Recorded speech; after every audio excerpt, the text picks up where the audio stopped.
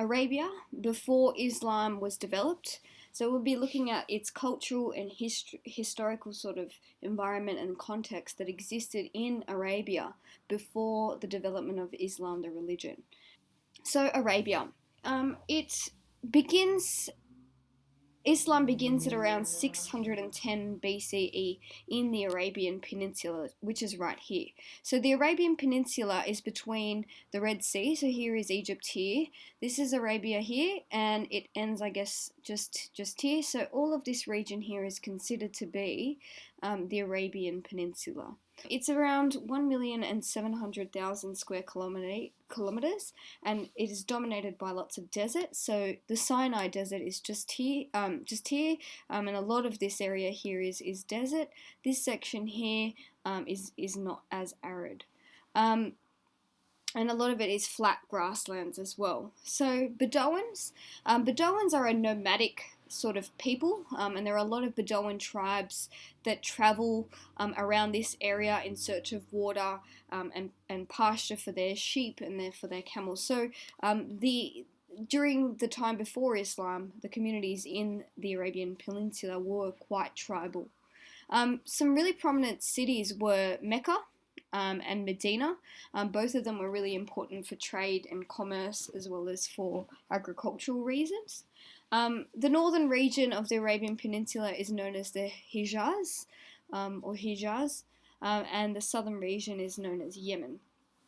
The languages spoken in this region are Arabic and Hebrew, and they're very closely related, just like German and Dutch. And dotted along, I guess, the coastal sort of areas are lots and lots of port settlements where they could trade. Borders and regions. So nation states like Syria, Jordan, Iraq, or Israel that you might have heard of today, they didn't actually exist at that time. They might have used the names, but they had different sort of meanings. And a lot of people would have moved from region to region in what's called caravan routes. So a caravan trade was when a group of people went together to trade with other regions. So when I'm talking about caravan trades, I'm talking about groups of people who went together almost as a tribe or a clan to trade with other people in other regions. So Yemen. Yemen is an area that is close to Aden, which is a city, which was good for mariners who knew the winds and the ocean currents. The Yemen is very famous for its wealth and was known to the Romans. Remember, the Yemen is in the south, which is so here. So many Arab tribes were influenced by other cultures around the area. At the time, there was Persians, Africans, Jews, Syrians, Greeks, all of those kind of people. Christians, in terms of, you've got from Jordan, the Orthodox, all the different variants that existed at the time. And a lot of the people in the Arab tribes were being influenced by them. So there were heaps of flourishing religions in the area. For example, in Palestine, Judaism was the major religion. In the Byzantine Empire, further north, there was Christianity. And there was also Zoroastrianism. And all of these traditions shared a common beliefs. For example, all of them were monotheistic, and they believed that there was a moral universe encompassing individual and communal accountability and responsibility. Each had, to differing degrees, become associated with political power. And these Arab tribes were being influenced by these religious traditions and their political powers. Islamic sacred sites. So we would have all heard of Mecca. Mecca had a wide appeal. The Kaaba at Mecca, about 50 kilometers from the port town of Jeddah on the coast of the Red Sea. The Quran speaks of Mecca as being set in a barren valley, but not far from the Kaaba was the spring that's known as Zamzam, and it was an inexhaustible source of fresh water. The shrine, the water, and the location made Mecca a virtual resort town, and perhaps even an emporium for merchants, travelers, and pilgrims of many faiths. This sacred character gave Mecca a wide reputation and made it an established center in the region. Caravans in the Quran speak of it as the caravan of winter and summer. because it was, like I said before, like a resort town. Beautiful.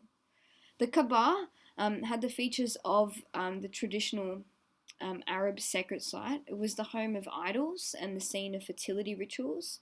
These rituals included naked processions around the Kaaba at set times of the year, men by day and women by night. It housed 360 idols and tribal patron gods, and was the site of the great annual pilgrimage and fair. While these gods were the main objects of worship beyond this tribal polytheism, there was a shared belief in Allah. Allah was the supreme high God, the creator and sustainer of life, but remote from every day. The Kaaba was also associated with stories of Abraham, and the Quran says that next to it was the place where Abraham prayed.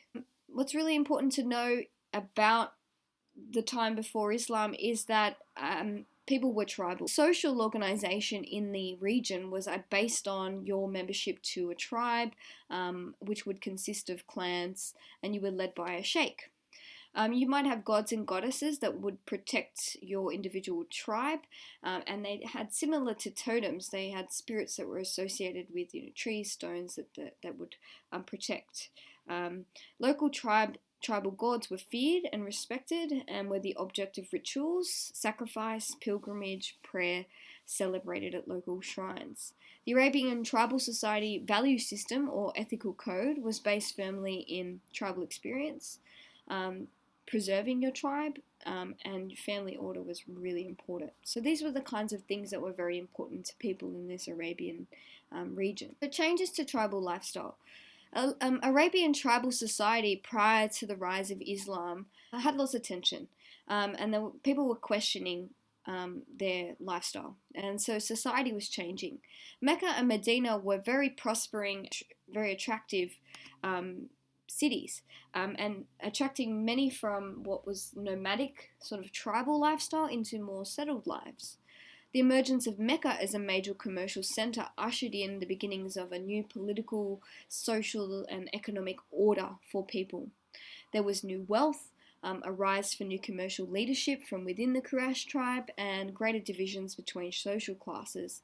A greater division also between rich and poor made it very stressful for Arabian tribal values and for their lifestyle. And so this was the social environment into which Muhammad was born.